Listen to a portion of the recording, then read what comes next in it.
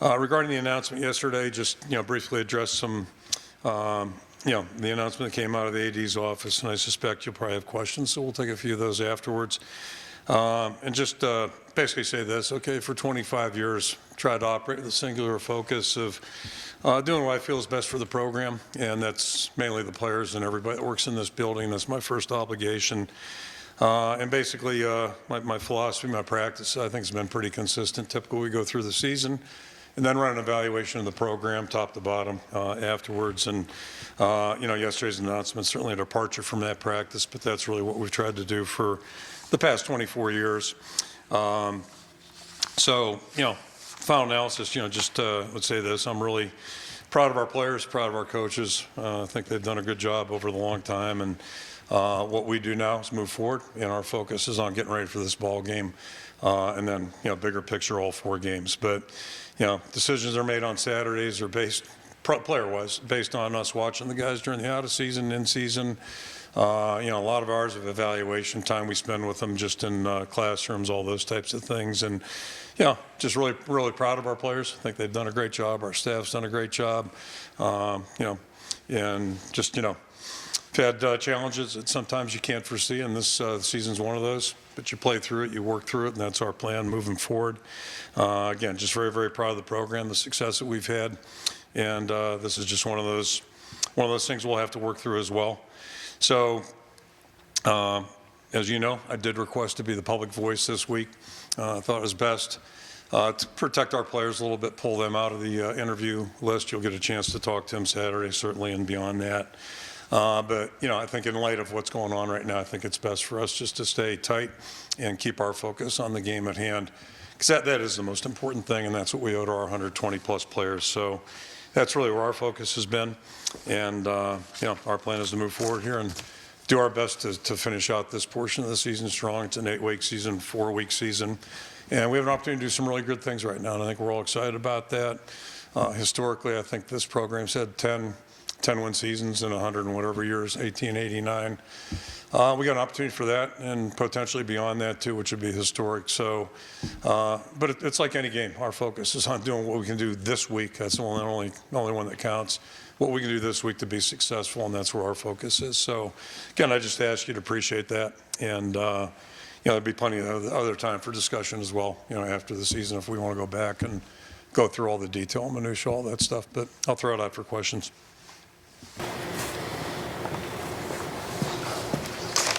Scott Docterman with The Athletic. Kirk, just kind of want to know a little bit more about the timeline of events. When were you notified by Beth Goetz regarding either this decision? What were the consultations like? And then the announcement, when you were made aware of it? I had access to the announcement that you read, we all read, over the weekend. So, that was the timeline. Chad Leistico, Des Moines Register. In light of things that have transpired, are you definitively returning yourself next season, or is that still up in the air? My plans are like they always are, to worry about this game and bigger scale, bigger picture for these 4 games.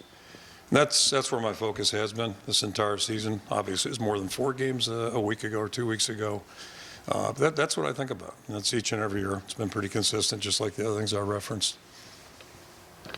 David Eichholt, 24/7 Sports. Kirk, again, given the timing and this stepping away from your typical practice, Beth still on an interim scale. Is this going to impact your relationship going forward with Beth, and just how do you kind of balance out what the decision that's made, but also moving forward? Yeah, the only forward I'm thinking about right now is now till Saturday, and it's been that way each and every week of my career, quite frankly, and that's how you operate when you're in season. There's a chain of command in everything we do.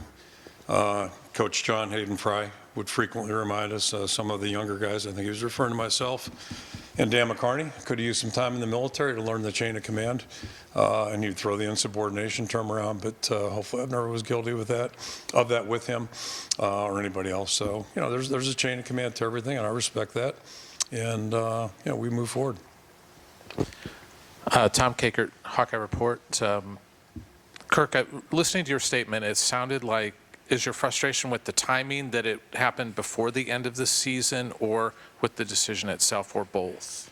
No, I can just say that, my policy has typically been to evaluate everything, players, coaches, all that, postseason, because in season we've got a lot on our plates. And, that's just kind of been the nature of it. And it's been that way probably since I got started full-time in '81.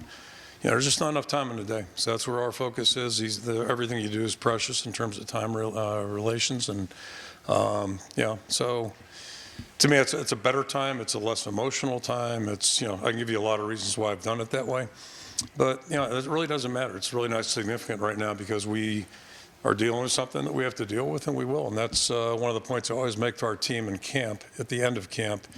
There are a lot of factors, usually boiled down to about 3 or 4 of them, but one that never changes is how do you handle the bumps that you don't anticipate, the things that maybe you can't see coming, certainly don't see coming in August, early September. So it's part of any season, just like injuries. I mean, those are parts of seasons, and then how you respond to those things, that's how you get defined. And so, this is just, it's one more of those things that you have to try to compartmentalize and put it in the right position. And then the most important question is, what do we have to do to work forward and, be successful to be successful? John Steppe, Cedar Rapids Gazette. If you stay past 2023, what will be the timeline? I get hit by a truck tomorrow. That's a reality. I figured that out a long time ago, too. So assuming that you're still here 2024, what would be the timeline for finding Brian's replacement, and how much latitude would the next offensive coordinator have to make changes? Okay, so let's kind of go back here. Really what I'm really worried about right now are the next 4 weeks, and I think anything beyond that's getting way ahead. That would be an injustice to our football team to be thinking about any of those things that you mentioned. And that's my first loyalty is to the football team. So, things are in your control, which I think this is. It's just you do what you can do that's going to give us our best chance to be successful, knowing that all 4 of these games are going to be really challenging. That's not going to change. So I'd really be foolish to be giving too much thought to things that are outside of the realm of that. Adam Jacoby, Go Iowa, awesome. Now that you can step back and look, is there anything that you sort of regret about the plan that Brian was put on, the 25 points per game and all of those goals? I respect that, and I'm really not good at that, looking back picture of that game, because it really doesn't serve much purpose. I think when all that took place, Brian's the one who signed it, and I think he thought it was the best option available, and I would have co-signed that. Not that that was my business, but so it was. And as I said earlier, there's been a lot of really unusual things this year that I think have affected our play.